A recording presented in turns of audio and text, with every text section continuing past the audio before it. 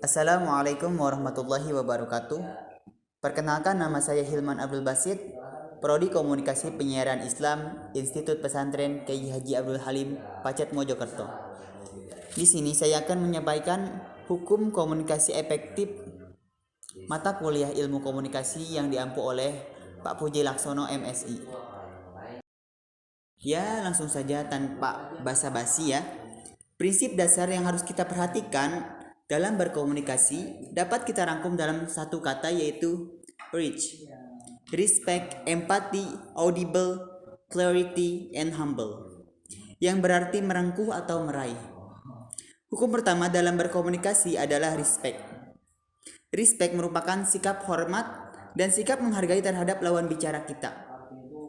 Kita harus memiliki sikap atau attitude menghormati dan menghargai lawan bicara, karena pada prinsipnya manusia ingin dihargai dan dianggap penting. Jika kita bahkan harus mengkritik seseorang, lakukan dengan penuh respect terhadap harga diri dan kebanggaan orang tersebut. Samuel Johnson mengatakan bahwa there will be no respect without thirst, and there is no thirst without integrity.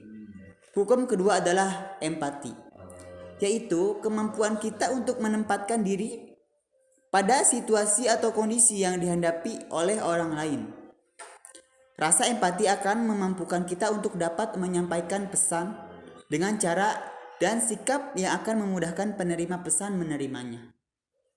Jadi, sebelum kita membangun komunikasi atau mengirimkan pesan, kita perlu mengerti dan memahami dengan empati calon penerima pesan kita, sehingga nantinya pesan kita akan dapat tersampaikan tanpa ada halangan psikologis atau penolakan dari penerima.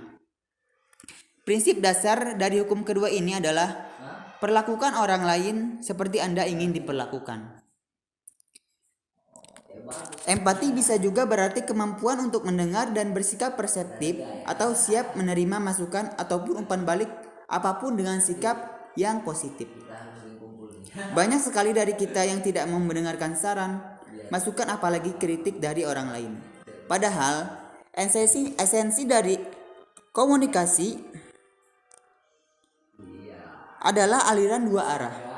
Komunikasi satu arah tidak akan efektif manakala tidak ada umpan balik atau feedback yang merupakan arus balik dari penerima pesan. Hukum ketiga adalah audible. Makna dari audible antara lain dapat didengarkan atau dimengerti dengan baik. Kunci utama untuk dapat menerapkan hukum ini dalam mengirimkan pesan adalah buat pesan Anda mudah untuk dimengerti. Fokus pada informasi yang penting. Gunakan ilustrasi untuk membantu memperjelas isi dari pesan tersebut. Taruhlah perhatian pada fasilitas yang ada dan lingkungan di sekitar Anda.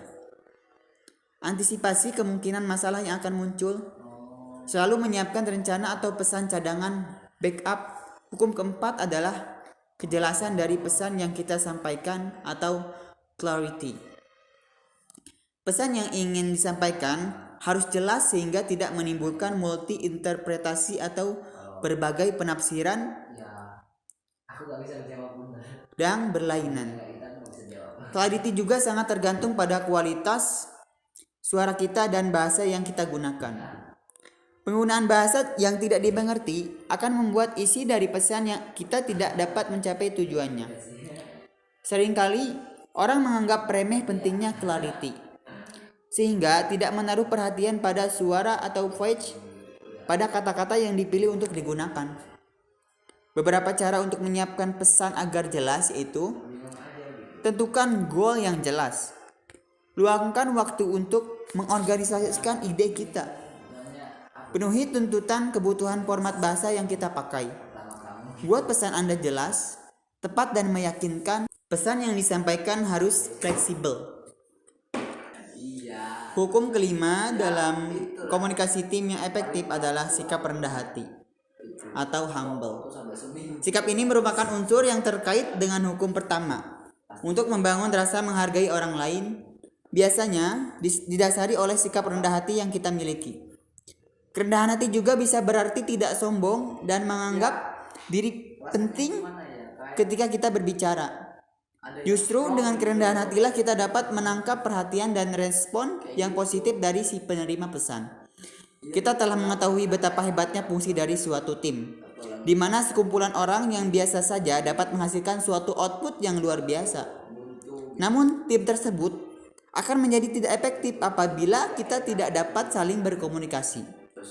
Oleh karena itu, diharapkan kita dapat menggunakan kelima hukum komunikasi terhadap untuk membantu kita dalam menciptakan suatu tim yang solid. Terima kasih atas perhatiannya. Wassalamualaikum warahmatullahi wabarakatuh.